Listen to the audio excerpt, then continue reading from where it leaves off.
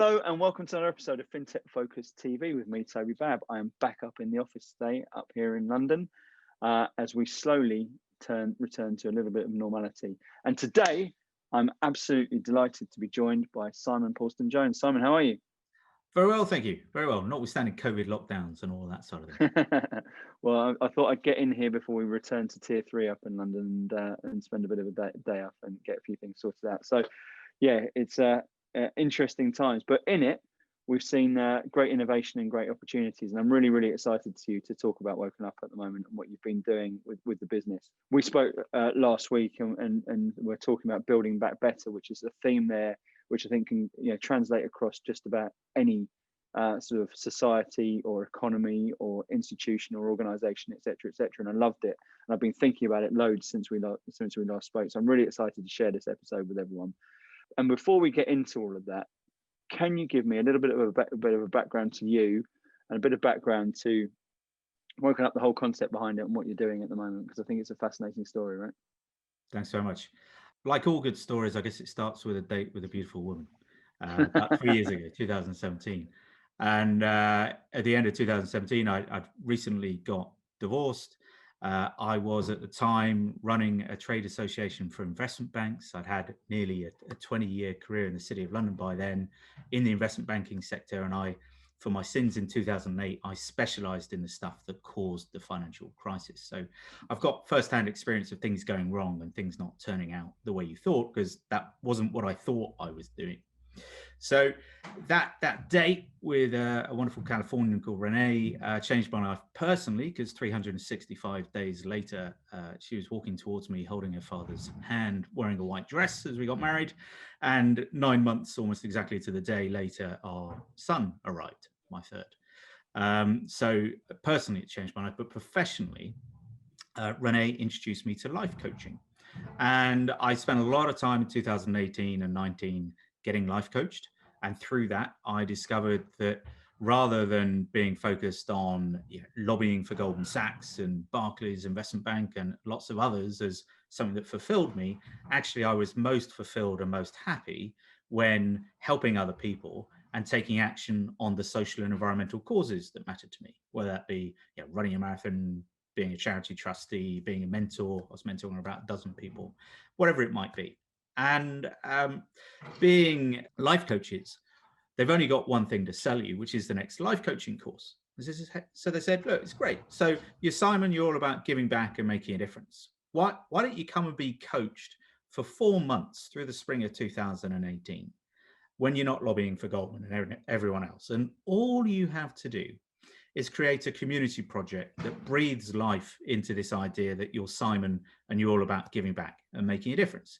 Except this project has to be about anyone else in the world other than Simon. And perhaps not surprisingly, my immediate reaction was, where do I start with that?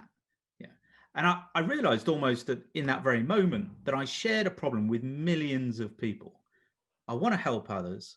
I want to make a difference on the stuff that matters to me. But where do I start? There was no Facebook or Amazon type brand name that came to mind as the definitive place to go help other people. There are donations platforms, there are mentoring platforms, etc. But if I just want to be helpful and make a difference, where do I go? So naively, given the day job was all Brexit stuff, I thought I'd take on that challenge and go solve that problem as my community project for this life coaching course. And as I thought about, what is the problem? I thought, well, on the one hand, there are these people who want to make a difference in the world. And we're seeing a lot of that right now. On the other hand, you've got the non-profit sector, who their very existence is to go make the world a better place on the social and environmental causes that non-profit's all about. And then for the corporate world, I came originally from the legal sector. So there's a lot of focus on pro bono, on charity engagement, on corporate social responsibility. And through the 2010s, we saw a lot more focus on diversity and inclusion, sustainability, on this thing called ESG, whatever that was back in 2018. I'd barely heard of it. And I think I could probably summarize that side of the corporate world as in a fairly Monty Python-esque way, what has the city ever done for us? And it's really about communicating that, when the city isn't busy selling you stuff, what is it doing on the causes that matter to you? And I thought, if I can just somehow bring together the bit of all of us that is here, that cares about something passionately and would like to make the world a better place, whether it be climate, sustainability, Black Lives Matter. As I look out of the window, I see a sign in the window across the street there. Whatever it is, how can I bring that passion we all have to help others, together with the non-profit sector, together with the corporate sector, who increasingly are under a weight of expectation, not only to earn revenue and generate profits and act in the best interests of their shareholders, but increasingly act in the interests of all of their stakeholders. And as Generation Z come of age, enter the workplace for the first time, become the largest generation of consumers and soon investors, people increasingly now want to buy from, work for, and invest in companies with purpose. So how can we bring the bit of companies that is about doing good? Sometimes that's the entire purpose of the company. Sometimes it's a bit on the side, together with non-profits, together with individuals, to build back better, as we would say these days. And as I looked at why are we not getting change at the rate that we want? Why have we got protests from everyone from Greta Thunberg to Extinction Rebellion to what's been going on in Hong Kong to the Gilets jaunes or Maillot jaune in France and beyond? It's because we're asking ourselves, what's the world in which we want to be living? And we're increasingly coming to the conclusion, not this one.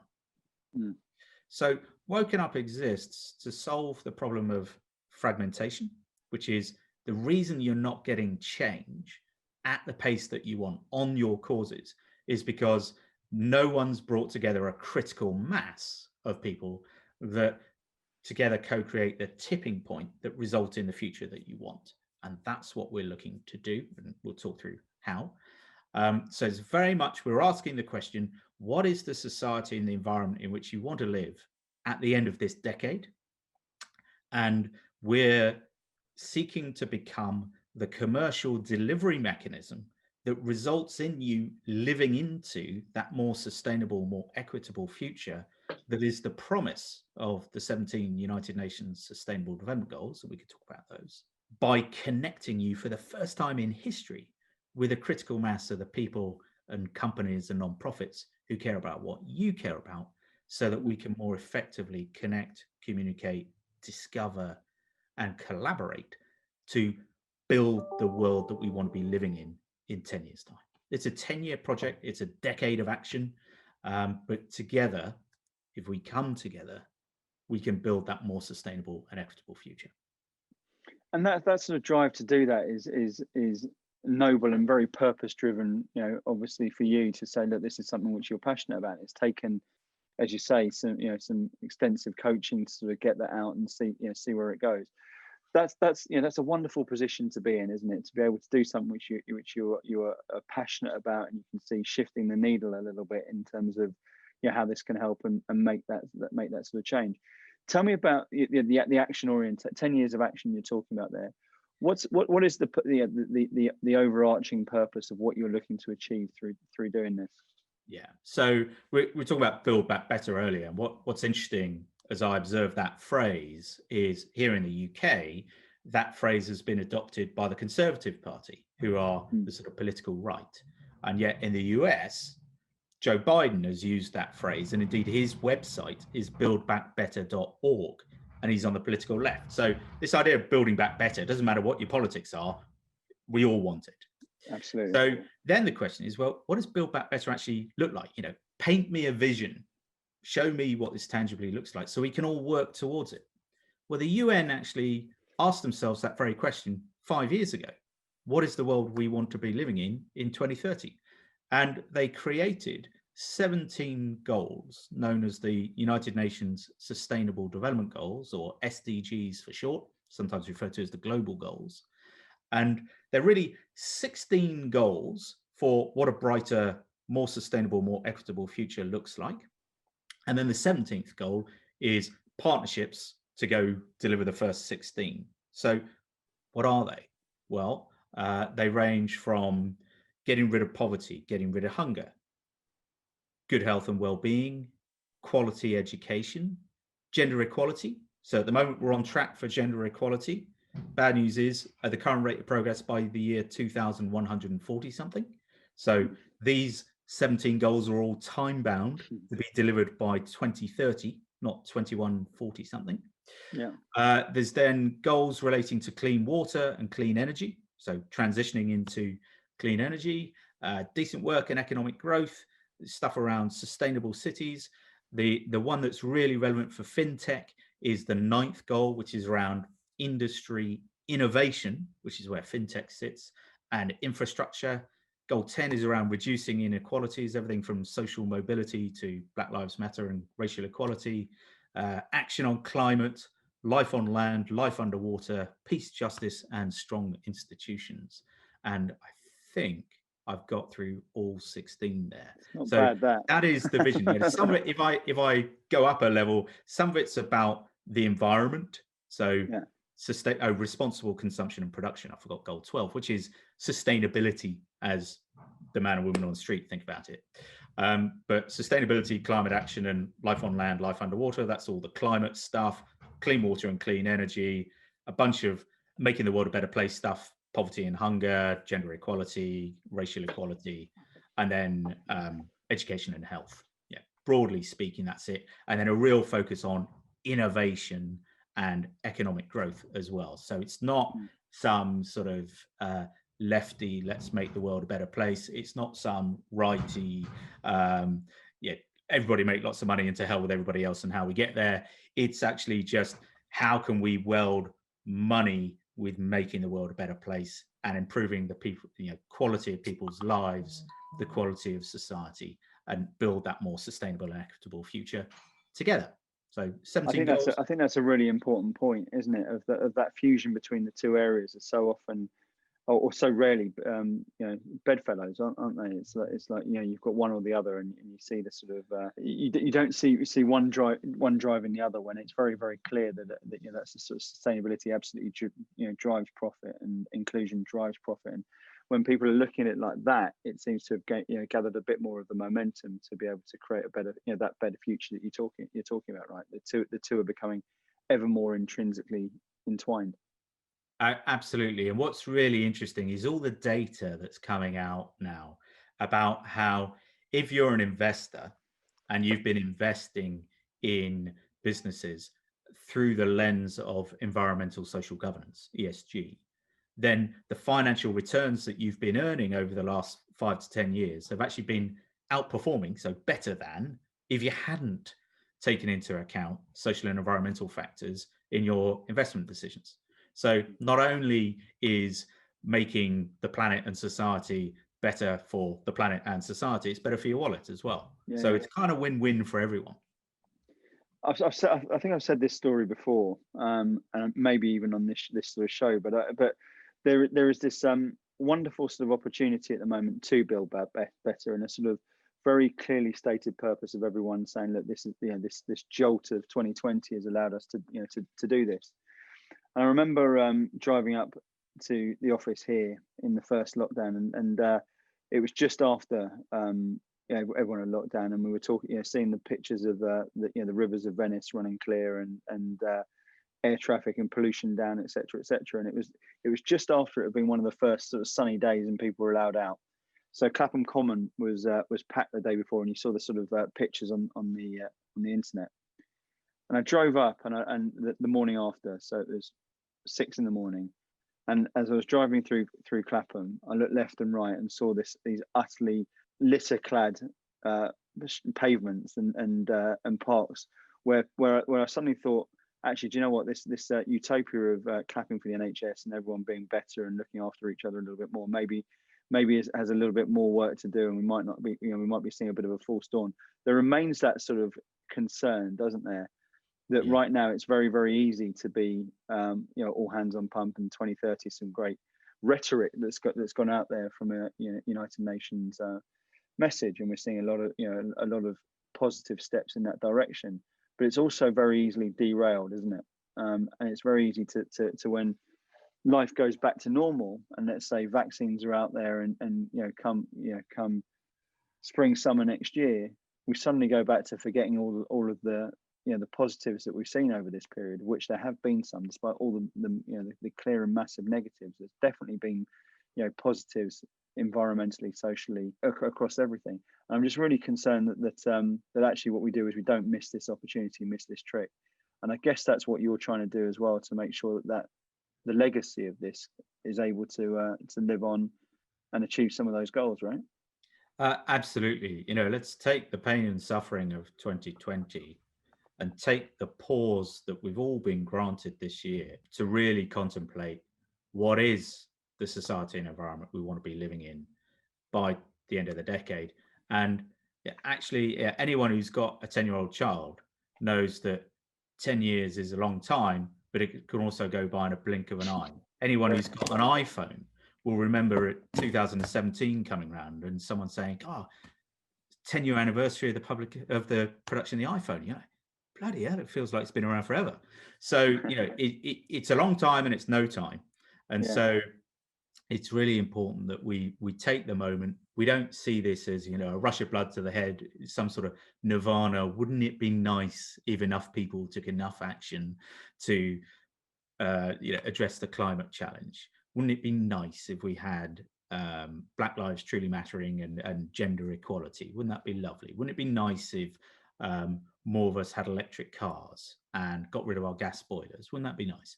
And the nature of people is often to look at someone else. It would be nice, and I look forward to someone else doing something. And our invitation is make that someone else you. Right? We're all doing something at a small or a big scale on the causes that matter to us.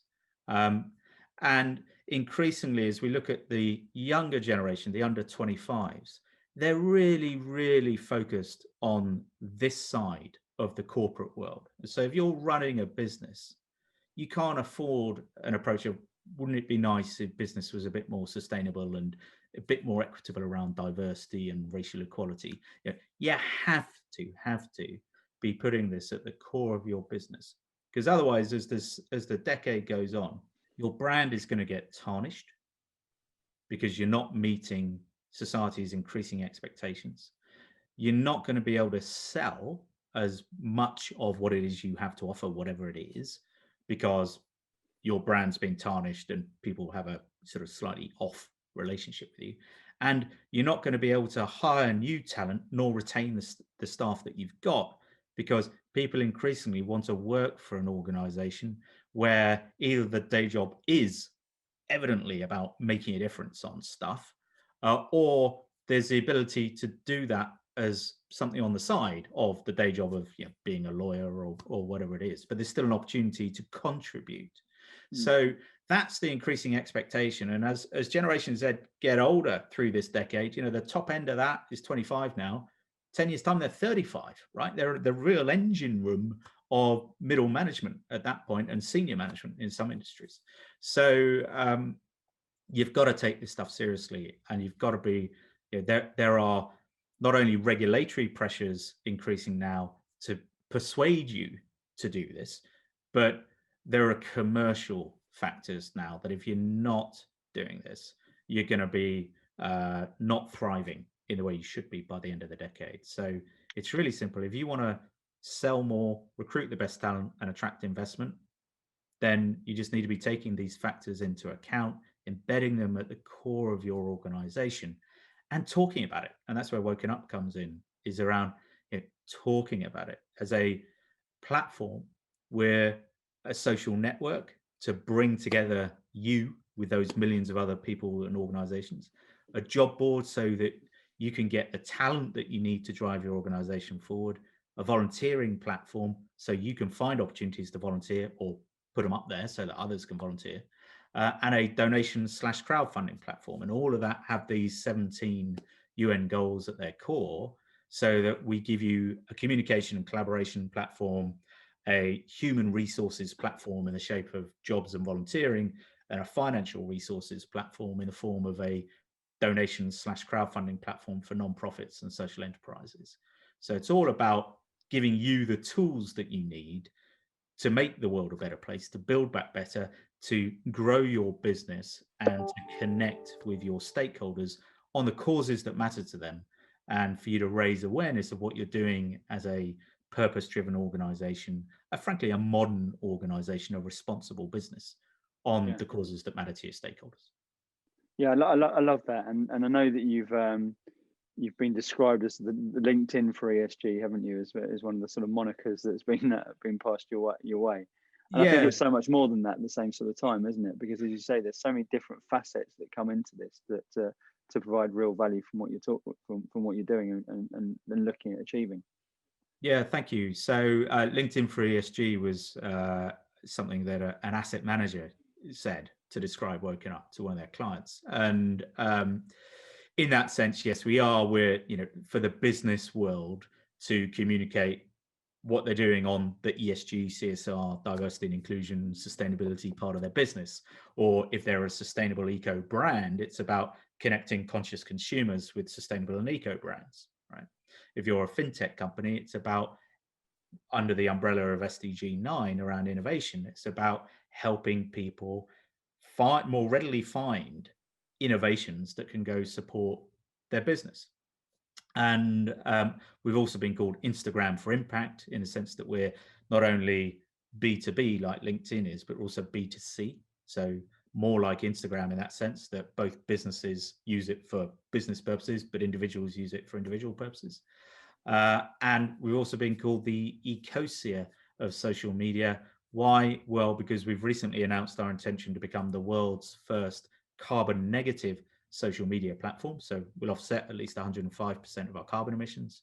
And like Ecosia, the search engine that competes with Google's search engine by essentially saying, the more you engage with us, the more trees we plant. It's the same for us.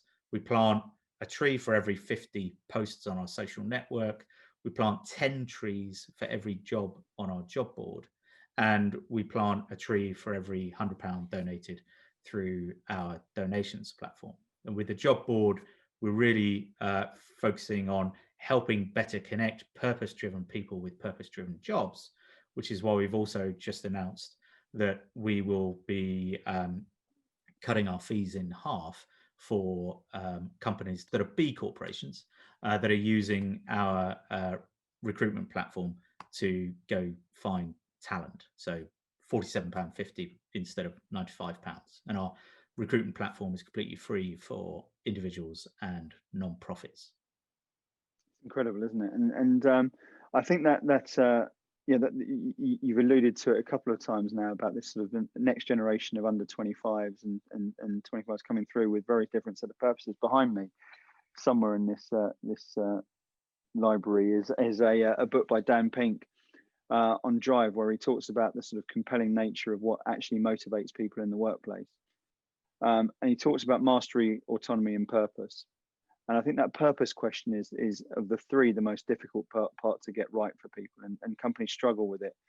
In 20 years of me working in this industry, I've sort of very rarely seen companies who've absolutely embraced and understood purpose, and those that have absolutely flown, as in my opinion. And it is a difficult thing. It's a difficult thing to look at.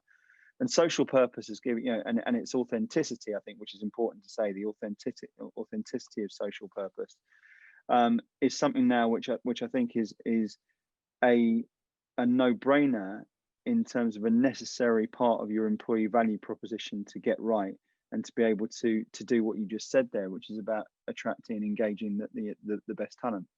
Attract, engage, and retain is about making sure you've got a business there that people know what they're getting into and are shifting the needle in a little bit in terms of what it's doing, either in its industry, particularly in the tech space that we look at, in the fintech space, where we're looking at people there who want to be solving the industry's biggest problems and working with cool tech, et cetera, but they also want to be doing something there which allows them to to go home and be proud of who they are and what they're doing and such like. And I think when you see that happening, you've got a great chance of doing exactly what you said at the start of it, which is onboarding and retaining better talent, and in so doing also, as I think you've alluded to me in the past, making the world better in terms of both economy and socially and environmentally, I guess, as well with that. Yeah, that's right. And it's a really important aspect of that is around the fintech and the technology. And at the end of the day, what we're doing technologically isn't moving the needle on innovation. Yeah, we're a social media platform where that exists already. We're just using social media technology for good, right, to make the world a better place. And actually, as part of that, we're currently choosing not to use some of the bits of social media technology that isn't perceived as contributing towards good, like algorithms. So one of the challenges with LinkedIn or Facebook or Instagram is you're not fighting your cause, you're only fighting one thing, which is the algorithm, right? Because you're wondering as you post, well, why did that post get 200 views and that one got 3,500? Yeah. Right? And then I'm connected to 12,500 people on LinkedIn. Yeah, why am I getting their posts? And what's going on with the other 11,500 that I don't see in my newsfeed, right? Because I always see the same people all the time. So there's a problem within social media, which is that social media platforms think that they know better than you do what you're interested in and who you want to connect with. And there's a problem of filter bubbles where they encourage you to surround yourself with people who think like you. And there's a temptation of I'm right, you're wrong within social media. So we don't currently use algorithms within our newsfeed. You can see everyone's content on the entire platform. And if you want a more curated opportunity to see the content on the platform, there's a couple of ways of doing it, which is to build your own community by connecting with people and creating your own network. And then you can filter your newsfeed. So it just shows you newsfeed from your network, but it'll show you everyone in your network, not just cherry pick people.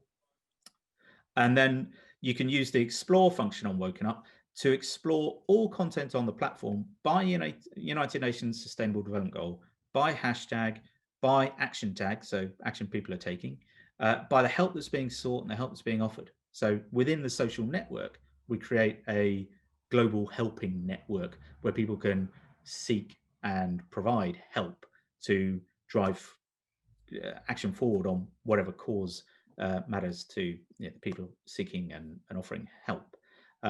One of the things we're grappling with is blockchain. Where does blockchain sit? Where does the distributed ledger technology sit within our ecosystem? At the moment, we don't use it.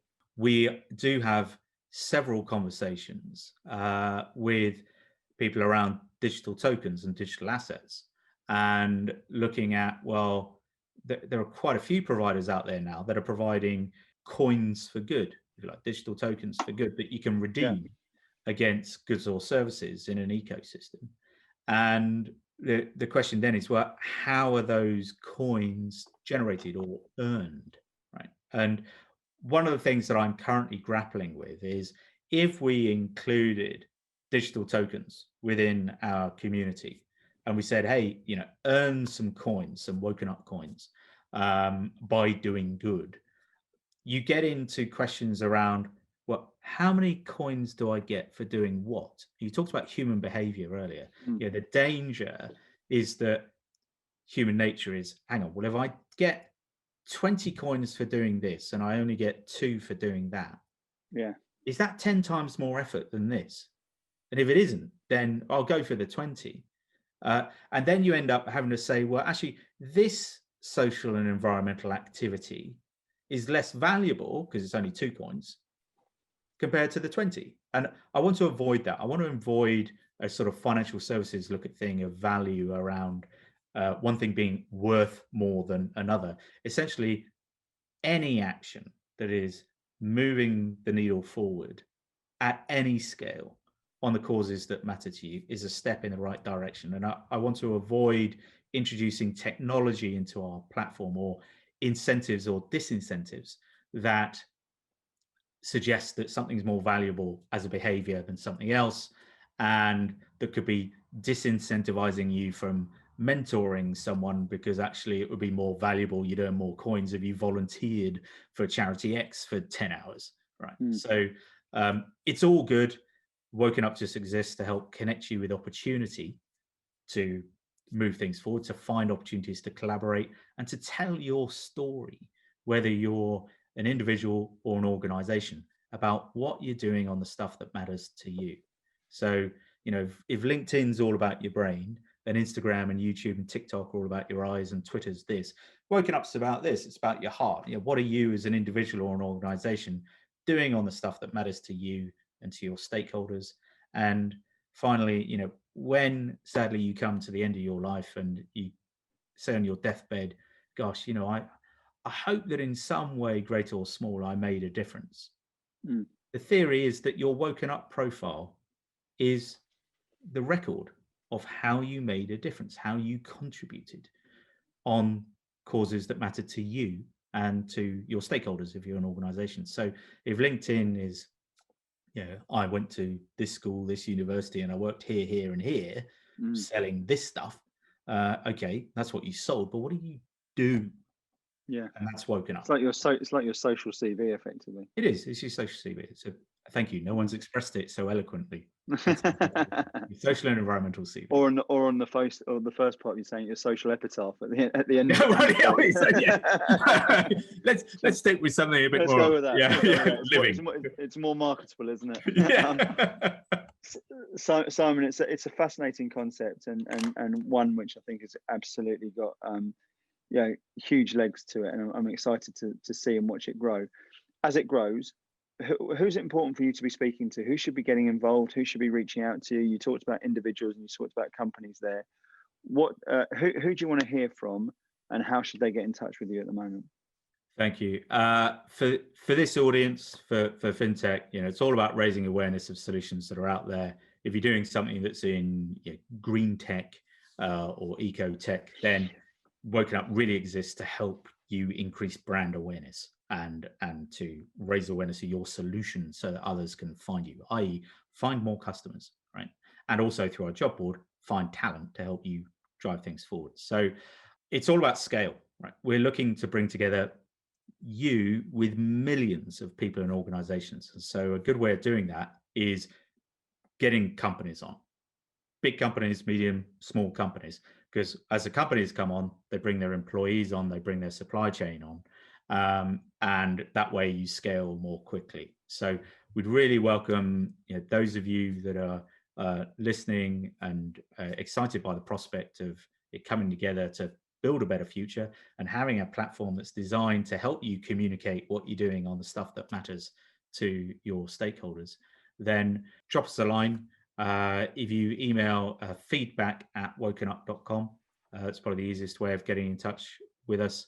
And if you type in wokenup.com into your browser, then you'll get redirected to info.wokenup.com, where you can basically get everything that I've just said much more succinctly from our website. And there are some how-to videos that are on our YouTube channel, so you can work out how to, if you get stuck, it's designed to help you get through some technology bits.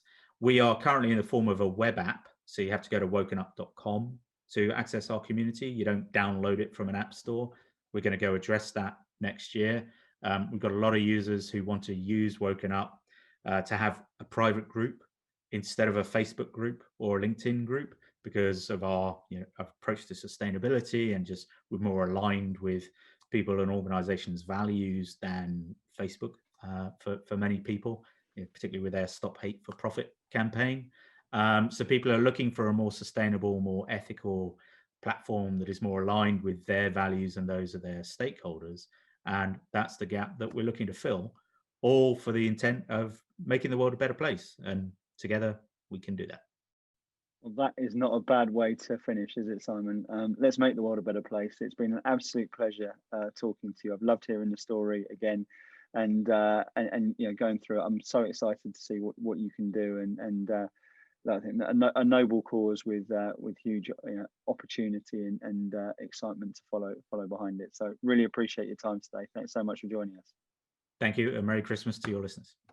And well, yes, that's at that time of year, isn't it? Very, very quickly upon us. We'll have to get it out before Christmas now. No pressure. Simon, absolute pleasure. Thank you all for watching. We hope you enjoyed it as much as I have, and we'll see you soon on another episode of Fintech Focus TV. Thanks very much.